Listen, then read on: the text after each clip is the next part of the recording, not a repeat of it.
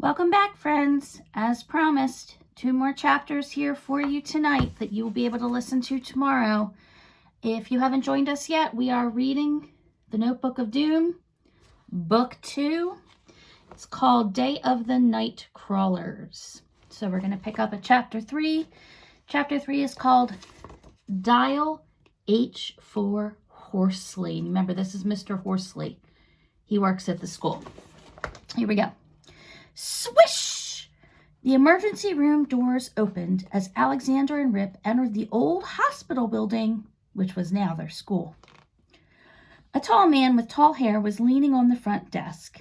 He was putting on a pair of sneakers. "Mr. Horsley!" Alexander called.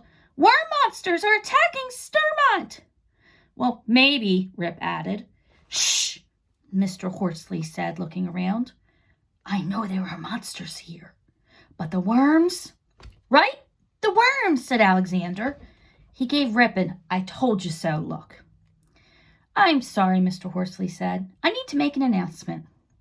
He picked up a microphone. "Testing," he said. The speaker on the wall was silent. He flipped the switch to inside. "Good morning, students." His voice sounded sort of shaky. "Since it's such a rainy and wormy day, we'll be having gym indoors." Here you can see, here's the microphone. It was on outside. He turned it to inside so the kids could all hear it. "Okay, Mr. Horsley," said Alexander. "What about these mega worms? If we don't stop them before the sun comes out, they'll..." "Look," Mr. Horsley said, putting a whistle around his neck. "I'll see you in gym class. I really need to bring..." Mr. Horsley jumped. Then he picked up the phone. "Sturmont Elementary, no longer Sturmont General Hospital.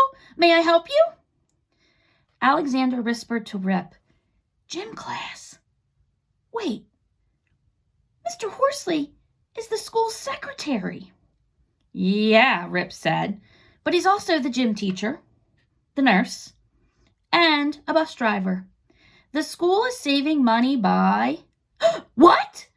No!" Mr. Horsley screamed into the phone. "I'm not going to fight you!"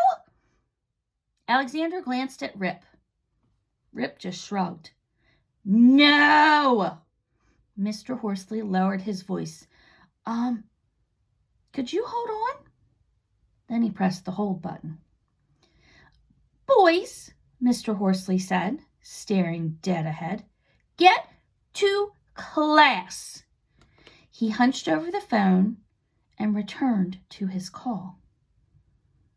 "But if sunlight hits those worms, Sturmont is toast," said Alexander. Rip shook his head and dragged Alexander toward the elevator. The sky outside was still cloudy. Well, for now. Here they were heading to the elevator. I think Alexander's a little bit more worried than Rip seems to be. Okay, that was Chapter 3. Chapter 4 is called Return to Sender. And if it says Return to Sender on a piece of mail when you get it, it means that the piece of mail is supposed to be sent back to the person who put it in the mailbox. It gets sent back to where it started. So let's see. Alexander and Rip walked into their underground classroom, which used to be the hospital morgue. Now, instead of being a place for storing bodies, it was a place for storing just bored old students. "Well, if it isn't the Tardy boys," said a short man wearing 3 kinds of plaid. "Morning, Mr. Plunkett," Alexander said to his teacher. He found a seat in the back next to a girl in a hoodie. She was the only kid who had been nice to him on the first day of school. Hi," Alexander said. She was busy reading a book. Didn't seem to hear him. Alexander took out his monster notebook and flipped to the megaworms page. "How can I stop them?" he thought. The hoodie girl turned her head a little bit. "Is she peeking?" worried Alexander. He quickly turned to a different page to hide the megaworm page. Here she is. She's sitting next to him. If you remember, she was actually in the first book. She walks around with her hoodie on all the time. Here's Alexander, and he's reading the SSMP.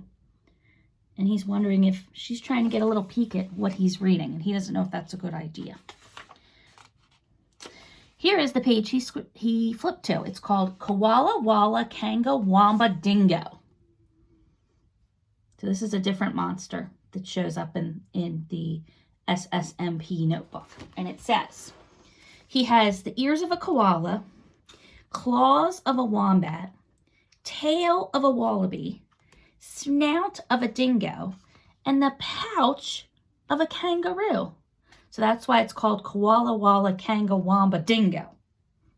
All those things wrapped into what? Habitat. It says, these monsters are found beneath the bathroom sink or below the couch cushions. Any place that's down under. Okay. Diet. Boomerang-shaped food like bananas, croissants, squash, and other things. Behavior. Koala Walla Kanga Wamba dingoes love to cuddle. That's not too bad. Warning. Oh, I spoke too soon. It's a trap. As soon as you touch a Koala Walla Kanga Wamba dingo, a joey, which is a baby, will pop out of her pouch and nip your nose. Anyone bitten by a joey instantly becomes Australian. And it says down here, here's a picture of a girl, and she says, hi. And then, chomp, she gets bit on the nose. And all of a sudden, instead of saying hi, she says, g'day. Which, if you've ever heard somebody who speaks Australian, or who's from Australia, a lot of times when they like to say hi to people, they say, g'day, mates. So as soon as you get chomped on the nose, you turn into sounding like someone from Australia. Little note up here, it says, floosh.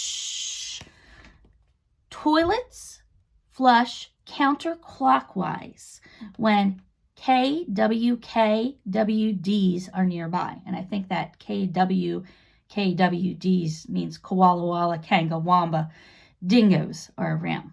And if you ever notice, I don't know if you've ever looked, probably not, but when you flush your toilet, it goes in a clockwise motion when it swirls down.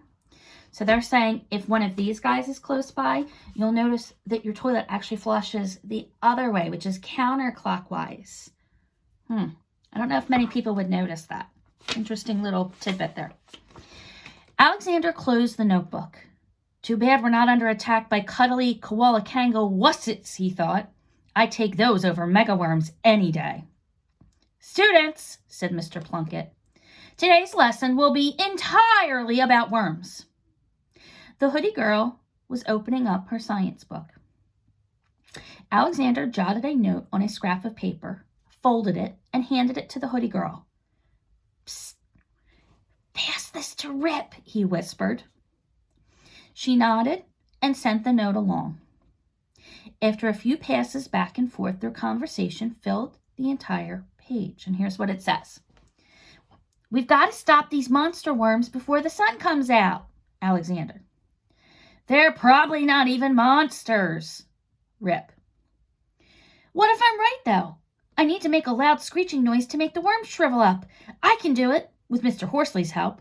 But I have to do it now, from Alexander.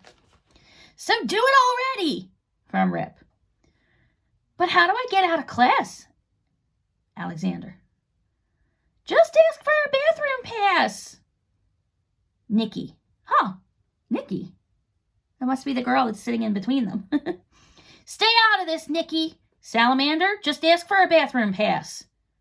Rip. So even though he's telling her to stay out of it, he thinks her idea is a pretty good idea. Alexander sat upright. Nikki, he said aloud. The girl next to him tugged on her hoodie strings.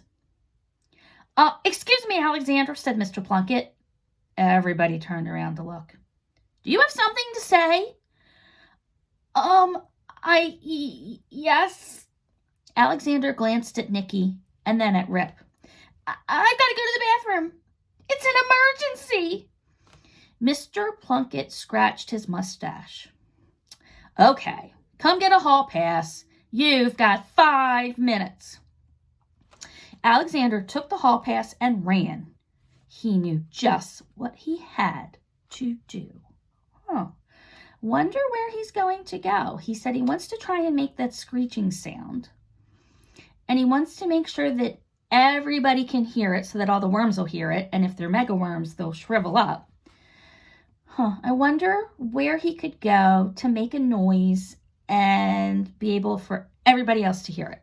I want you to think about that, because tomorrow, when I come back to chapter 5, it's called Screech. And I want you to think how that screech could be heard by lots and lots of people and lots of worms that are right there in Stormont. All right, friends. I'll see you tomorrow night for 2 more chapters, and maybe we'll get our answer to our question of how Alexander is going to make that loud noise. See you later.